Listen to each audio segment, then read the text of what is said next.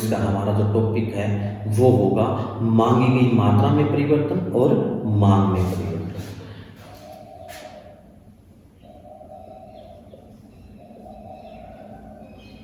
मांगी गई मात्रा में परिवर्तन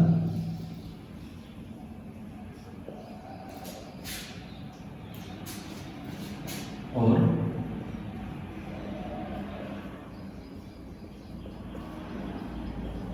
मांगी गई मात्रा में परिवर्तन और मांग में परिवर्तन।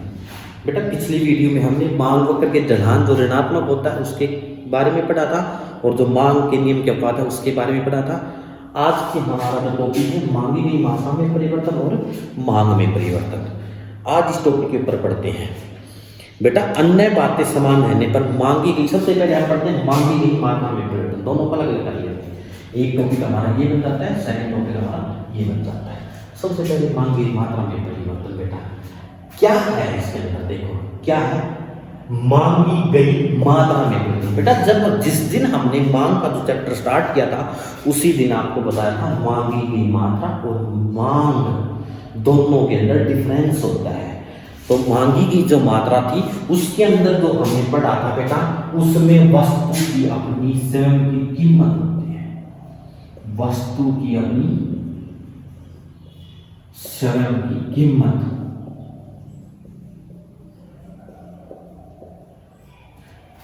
और जो मांग में परिवर्तन है बेटा उसमें क्या होती है कीमत को छोड़कर अन्य तत्वों में परिवर्तन। कीमत को स्वयं की कीमत, कीमत नहीं स्वयं की कीमत को छोड़कर, स्वयं की कीमत को छोड़कर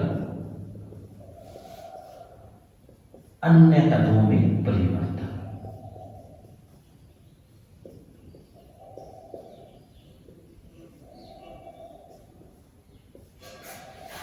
क्या स्वयं की कीमत को छोड़कर अन्य तत्वों में जो परिवर्तन होता है वो होता है हमारा मांग में परिवर्तन। और जो वस्तु की अपनी स्वयं की कीमत में अन्य तत्व क्या होते हैं इसके अंदर स्थिर होते हैं। सिर्फ वस्तु की अपनी कीमत में परिवर्तन होने के कारण जो मांग में जो परिवर्तन होता है बेटा वो हमारा होता है मांगी गई मात्रा में परिवर्तन। आया कुछ समझ में?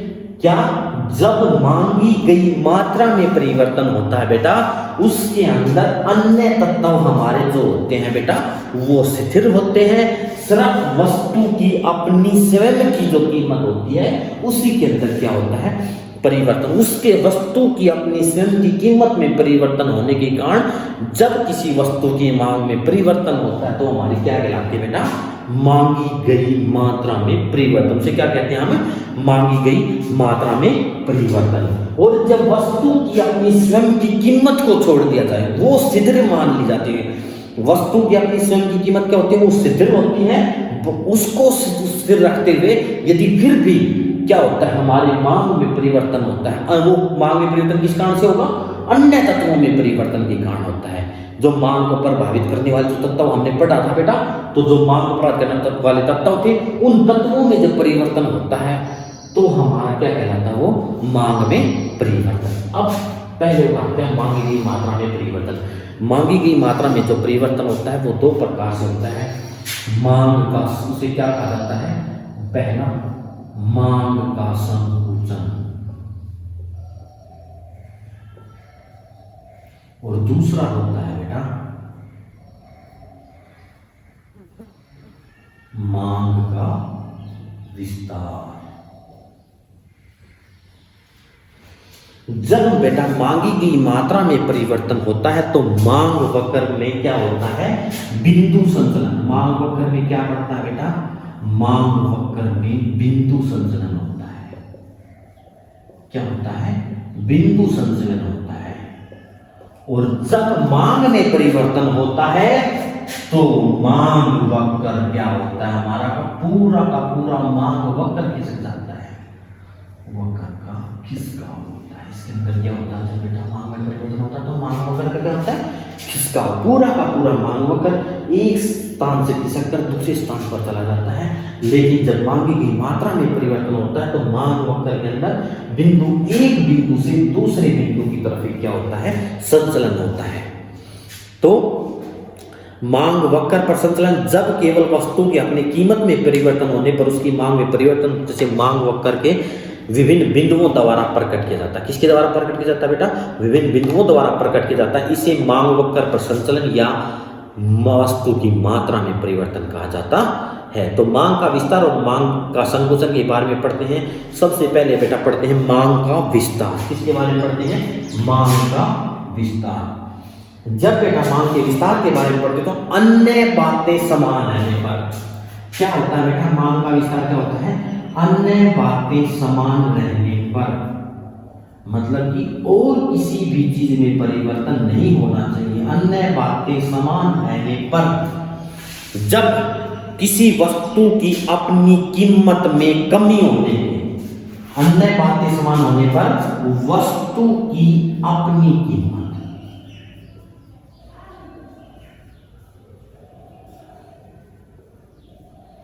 वस्तु की अपनी कीमत में कमी होने पर, वस्तु की अपनी कीमत में और वो भी क्या? कमी होने पर, वस्तु की अपनी कीमत में कमी होने पर जब उसकी मांग क्या होती है बेटा? अधिक। अपनी कीमत कम, जबकि वस्तु की अपनी स्वयं की कीमत में क्या होगी? कमी होगी। तो मांग में क्या होती है? वृद्धि। कीमत में कमी होने पर मांग में जो वृद्धि होती है, मांग में जो वृद्धि होती है उसे क्या कहा जाता है? मांग का विस्तार कहा जाता है। उसे क्या कहा जाता है बेटा? मांग का विस्तार कहा जाता है। उसे क्या कहा जाता है? मांग का विस्तार।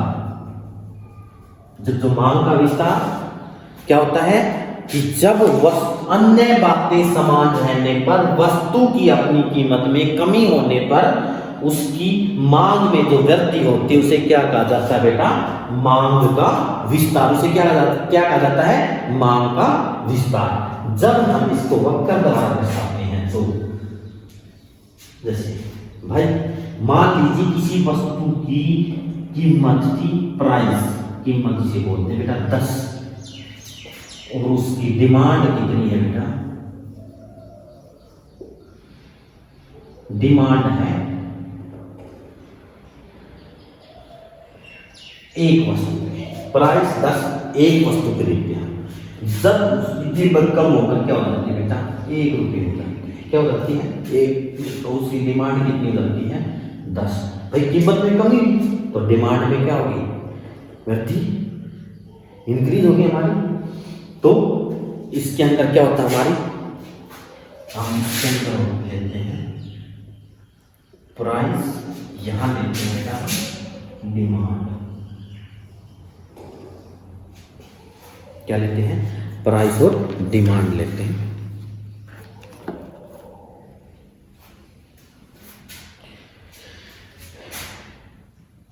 डिमांड 1 2 3 4 5 6 7 8 9।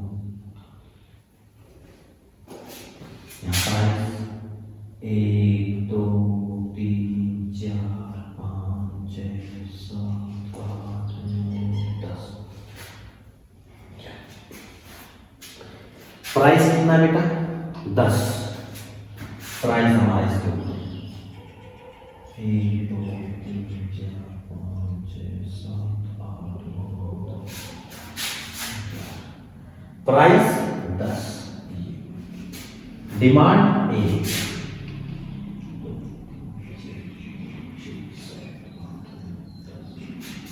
Price 10, demand 1। इस बिंदु था हमारा। फिर प्राइस का मान कितना हो गया? 1। कीमत 1, डिमांड कितनी हो गई हमारी? 10। डिमांड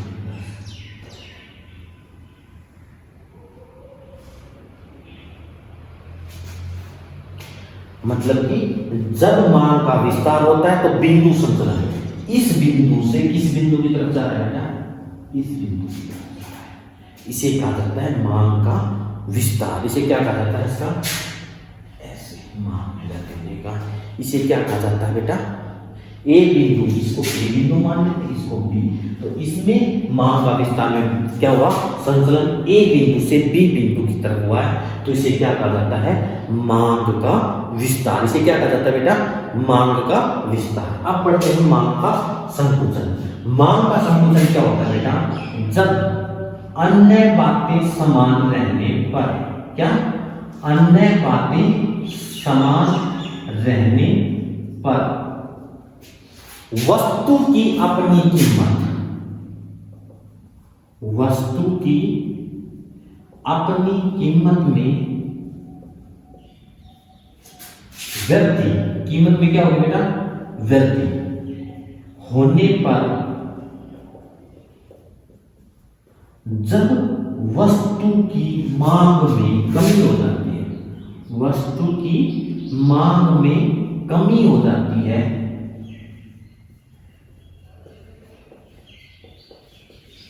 कमी हो जाती है, तो उसे क्या कहा जाता है बेटा? मांग का संकुचन। तो उसे क्या कहा जाता है? मांग का संकुचन कहा जाता है। तो उसे क्या कहा जाता है बेटा? मांग का संकुचन कहा जाता है।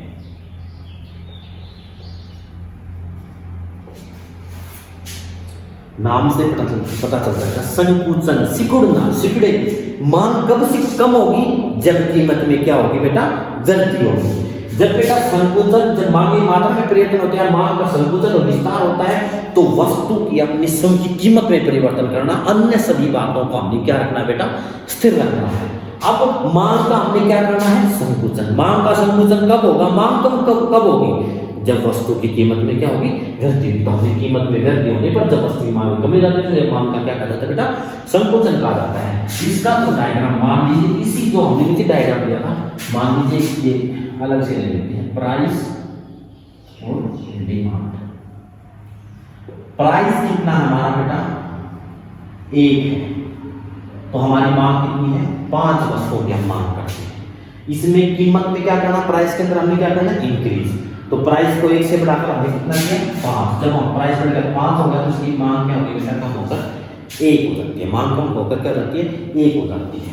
तो इसको जब हम डायग्राम के द्वारा दर्शाते हैं, तो ये 1 2 3 4 5, 1 2 3 4 फर्स्ट प्राइस 1, डिमांड 5, ये हमारा बिंदु ए आ गया। प्राइस बढ़कर क्या हो गया? 5, डिमांड कम होकर कितनी होगी? 1, ये बिंदु बी। तो अब इस बिंदु से संचलन इस बिंदु की तरफ हुआ है, मतलब ये संचलन ए बिंदु से बी बिंदु के ऊपर की तरफ संचलन हुआ है। तो ये क्या कहता है? हमारा मांग का संकुचन। इसमें सिर्फ बिंदु संचलन होता है। जो मांग की मात्रा में परिवर्तन होता है, तो क्या होता है हमारा? सिर्फ बिंदुओं पर क्या होता है? संचलन। बिंदुओं में क्या होता है बेटा? परिवर्तन होता है। तो ये मांग का संकुचन था, ये मांग का विस्तार था। इसके बारे में और कोई यदि आपको डाउट है तो आप उसके बारे में कंसल्ट कर सकते हैं, कमेंट्स डाल देना। अब हम पढ़ते हैं बेटा मांग में वृद्धि तथा मांग में कमी।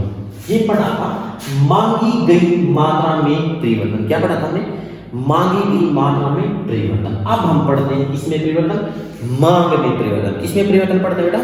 मांग में परिवर्तन। किसमें परिवर्तन पढ़ते हैं हम? मांग में।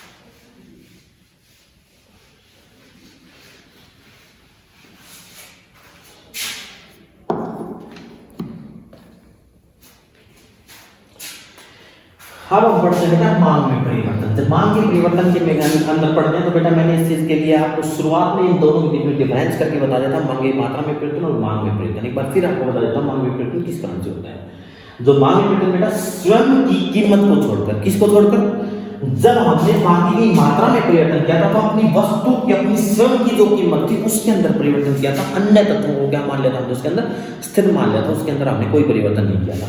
लेकिन जब मांग में परिवर्तन के बारे में पढ़ेंगे तो बेटा स्वयं की जो कीमत,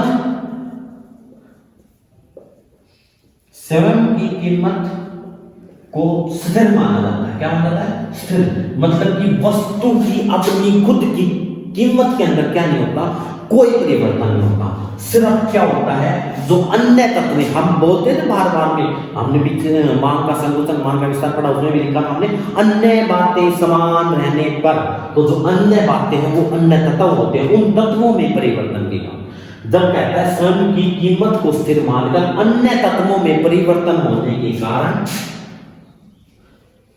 अन्य तत्वों में परिवर्तन होने के कारण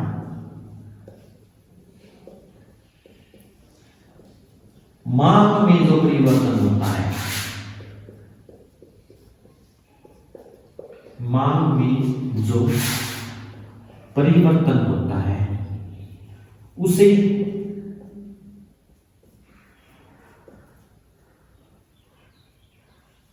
मांग में जो परिवर्तन होता है उसे मांग में परिवर्तन कहा जाता है। उसे क्या कहा जाता है बेटा, मांग में परिवर्तन।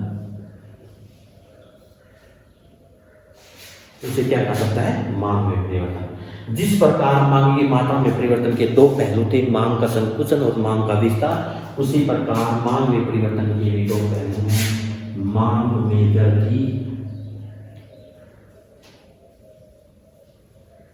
और दूसरा है बेटा मांग में कमी। इसके कितने पहलू हैं, दो।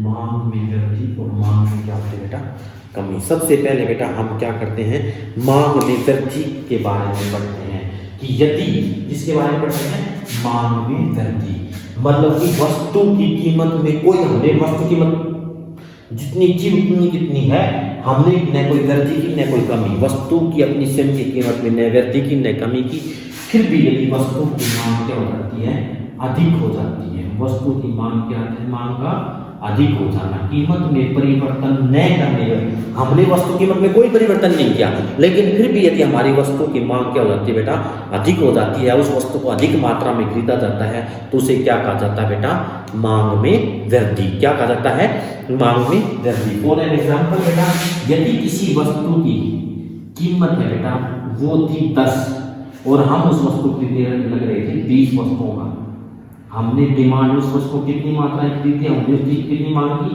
20।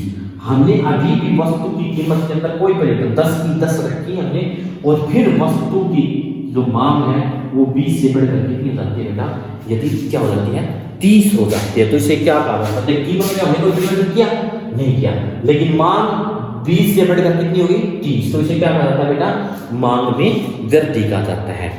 इसे क्या कहा जाता है, मांग में वृद्धि। बेटा जब मांग का संकुचन और मांग का विस्तार होता था तब होता था हमारा बिंदु संचलन, लेकिन जब मांग में वृद्धि और मांग में कमी होती है तो यहाँ पर मांग वक्र है वो पूरा का पूरा खिसक कर दूसरी तरफ चला जाता है, पूरा का पूरा मांग वक्र खिसक कर क्या चला जाता है बेटा, दूसरी तरफ चला जाता है। तो जब मांग में जो वृद्धि है उसके डायग्राम जब हम इसका बनाते हैं तो उस डायग्राम के अंदर यहाँ पे हम क्या देखते हैं, ये हमारा ओ एक्स अक्ष है, ये हमारा ओ वाई एक्स है, कीमत 2, 4, 6, 8, 10, 12, 14।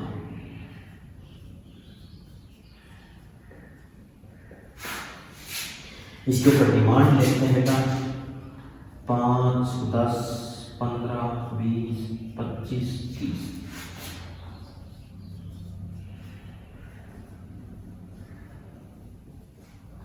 प्राइस कितना बेटा हमारा 10, डिमांड कितनी है 20।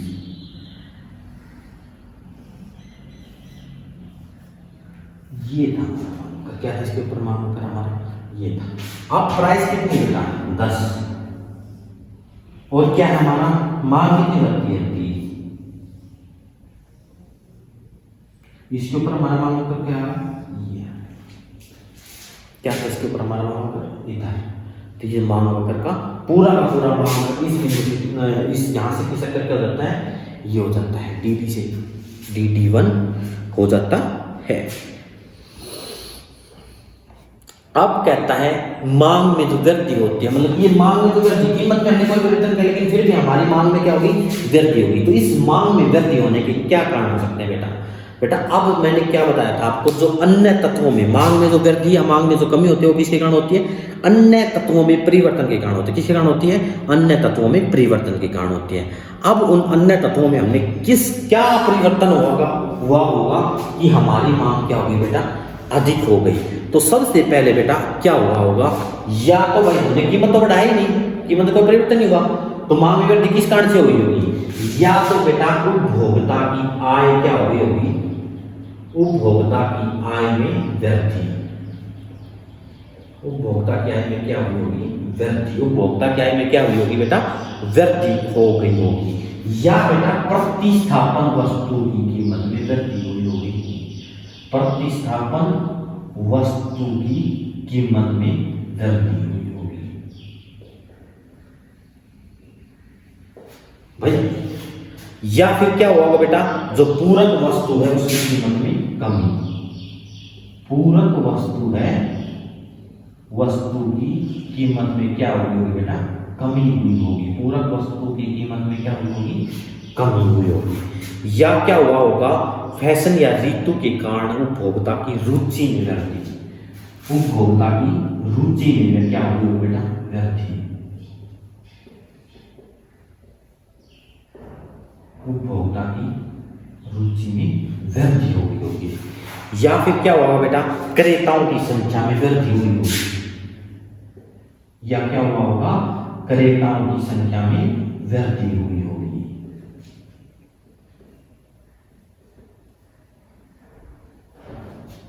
या क्या हुआ होगा बेटा, क्रेताओं की संख्या में वृद्धि, या भविष्य में वस्तु की कीमत बढ़ने की संभावना होगी, भविष्य में कीमत बढ़ने की संभावना होगी।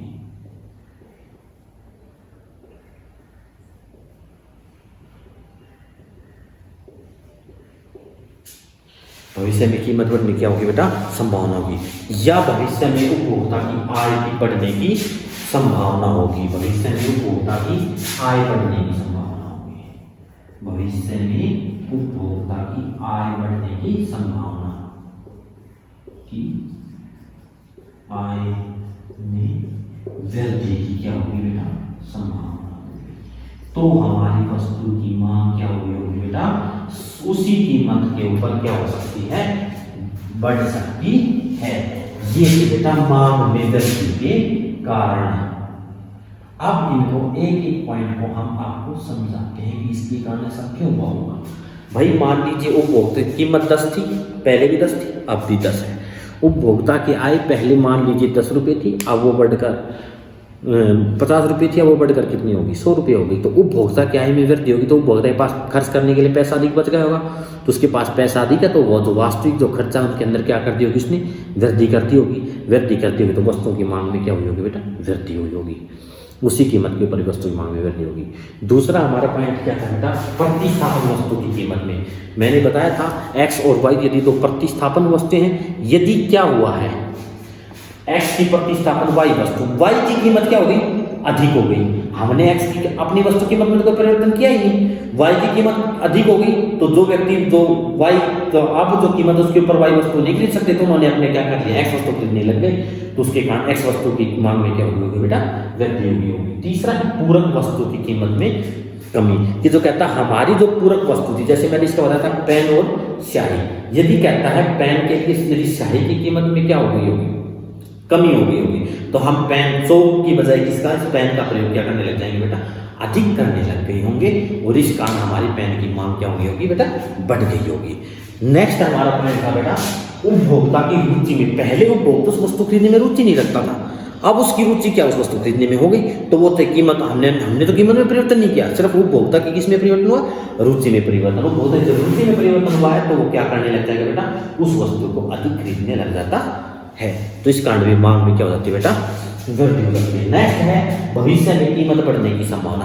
हमें ये पता लगा कि भविष्य में इसकी कीमत बढ़ने वाले, तो आज से ही हम उसी कीमत के ऊपर, अभी हमने कीमत नहीं बढ़ी है, भविष्य में संभावना है, तो आज ही हम उस वस्तु का स्टॉक करने के लिए क्या करते हैं बेटा, उस वस्तु की अधिक मात्रा खरीदने लग जाते हैं, तो कीमत, उसी कीमत के ऊपर उसकी मांग क्या करती है बेटा, बढ़ जाती है। या भविष्य में उपभोक्ता की आय में बढ़ने की संभावना क्यों होता है, भविष्य में बढ़ जाएगी, तो अभी उस वस्तु क्या करने लग जाएगा बेटा, वो स्टॉक करने लग जाता है, उस वस्तु को क्या होता है भाई, अधिक मात्रा खरीदने लग जाएगा। तो इन कारण से उसकी मांग में क्या होती है बेटा, वृद्धि हो सकती है। नेक्स्ट हमारा पॉइंट है बेटा मांग में कमी। मांग में जो कमी है बेटा, इसका बिल्कुल उल्टा है, इसका सेम अपोजिट। क्या मांग में जब कमी कब होती है, कीमत में तो हमने देखा अन्य तत्वों में परिवर्तन होने के कारण, मतलब इसमें मांग में कमी क्या होगी बेटा, वस्तु की अपनी स्वयं की कीमत में कोई, वस्तु की अपनी स्वयं की कीमत में परिवर्तन किए बिना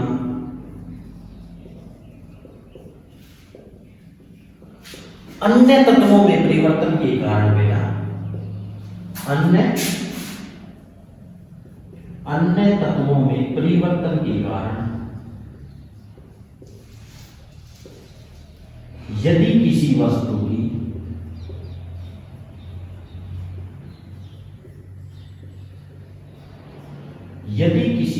की मांग कम हो जाती है, मांग कम हो जाती है,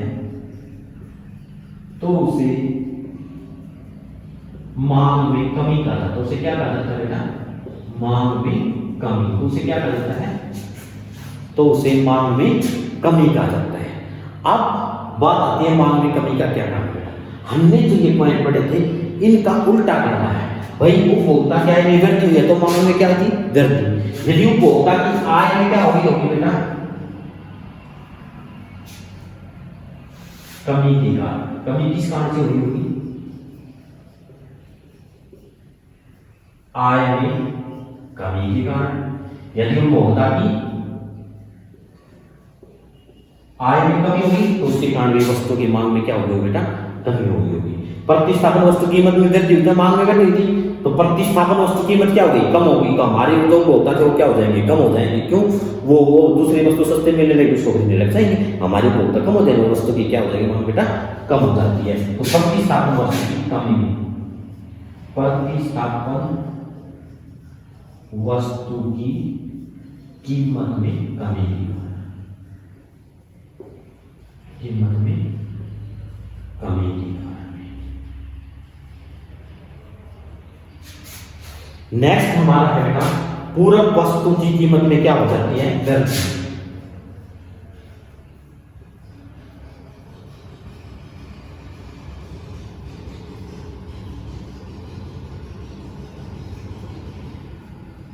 पूरक वस्तु, जैसे मैंने इसका पेन उठाई का उदाहरण दिया था, यदि स्याही की कीमत क्या हो जाती है, अधिक हो जाएगी, स्याही की कीमत क्या हो जाएगी, अधिक हो जाएगी, तो पेन हमारे लिए प्रयोग करना क्या हो जाएगा, महंगा हो जाएगा। तो हम पेन का प्रयोग छोड़कर किसका प्रयोग करने लग जाएंगे, इसकी जगह चौक का प्रयोग करने लग जाएंगे, तो इसकी मांग क्या हो जाएगी बेटा, पेन की मांग क्या हो जाती है, उससे कम हो जाती है। तो पूरक वस्तु की कीमत में वृद्धि के कारण। नेक्स्ट हमारा पॉइंट आएगा उपभोक्ता की रुचि क्या हो जाती है, उपभोक्ता किसी वस्तु के अंदर रुचि कम हो जाती है, नहीं मैं इस चीज का प्रयोग नहीं करना है, बहुत ज्यादा कर लिया हमने, नहीं करना चाहता। उपभोक्ता की रुचि में क्या हो गया बेटा, कमी आ गई। कमी आने क्या करेगा, उस वस्तु का प्रयोग करना छोड़ देगा, तो उसकी मांग क्या हो जाएगी बेटा, कमी हो जाती है। नेक्स्ट है क्रेताओं की संख्या में क्या हो जाए, कमी हो जाती है। यदि किसी वस्तु की क्रेता कम हो गए तो जाहिर सी बात है बेटा उसकी मांग क्या हो जाएगी, वैसे कमी होनी है। नेक्स्ट हमारा बेटा भविष्य में कीमत क्या होनी है, कम होनी है। हमें ये पता बेटा 5 दिन बाद आज ये पेन हमें 15 रुपए का मिलेगा, हमें ये पता कि 5 दिन बाद ये 10 रुपए का मिलेगा। आज क्या हम इस पेन को खरीदेंगे, नहीं खरीदेंगे, 5 दिन बाद खरीद लेंगे। यदि हमारे लिए इंपॉर्टेंट नहीं आज इसका प्रयोग करना, खरीदना जरूरी नहीं है, तो हम उसको नहीं खरीदेंगे, इसको 5 दिन बाद के लिए ट्रांसफर कर देते हैं। तो आज उस मांग, उस वस्तु की मांग में क्या हो जाती है बेटा, कमी हो जाती है। नेक्स्ट हमारा क्या है, भविष्य में उपभोक्ता की आय में कमी की संभावना है, कि भविष्य में भाई तेरी क्या हो जाएगी, कम हो जाएगी। तो आज से ही हम क्या करने लग जाते हैं बेटा, अपना पैसा बचाने लग जाएंगे, तो उन वस्तुओं की मांग को क्या कर देते हैं, हम कम कर देते हैं। तो ये थी कमी के कारण। जब वस्तु की मांग में जो कमी है उसका डायग्राम आते हैं, कीमतें, ये प्राइस, यहाँ पे हमारे है डिमांड। प्राइस के अंदर तो हमें कोई मतलब दिखाना नहीं, प्राइस पहले भी 10 था, आप भी 10 था। पहले इस वस्तु की वस्तु की मांग करते थे 20, अब कितनी करते हैं 10, तो मांग और करके हो जाएगा। पहले ये था, अब इसकी तरफ कम होगा, इधर की तरफ आ जाता है। इसे क्या कहलाता है बेटा, मांग में कमी। तो आज हमने इन दो टॉपिक की मांग की मात्रा में और मांग में परिवर्तन के बारे में पढ़ा। इसकी मांग की मात्रा में परिवर्तन, मांग का विस्तार और मांग के संकुचन के बारे में पढ़ा। और मांग में परिवर्तन किसके, मांग में वृद्धि और मांग की कमी के, इन दोनों के कारण क्या है, उन चीज़ों के बारे में आज हमने पढ़ा। तो जो नेक्स्ट है, इन दोनों के बीच में डिफरेंस भी मैंने इसके साथ साथ हो गया है। तो आपने कल का जो आपने काम करना वो क्या करना है, मांग की मात्रा में परिवर्तन और मांग में परिवर्तन, दोनों के बारे में अच्छे से इसके बारे में लर्न करना है। और यदि कोई चीज़ आपको समझ में नहीं आती है तो वीडियो को देखिए। वीडियो में कोई चीज़ आपको टॉपिक समझ में नहीं आया, कोई चीज़ आपको नहीं समझ में आती तो उसको क्या कीजिए आप, उसके लिए आप उसके नीचे वीडियो के नीचे कमेंट्स बॉक्स है, कमेंट्स बॉक्स में आप कमेंट्स डालिए, हम आपकी समस्या का सॉल्यूशन जरूर करेंगे नेक्स्ट वीडियो के अंदर। तो आज के लिए इतना काफ़ी है। थैंक्स, धन्यवाद।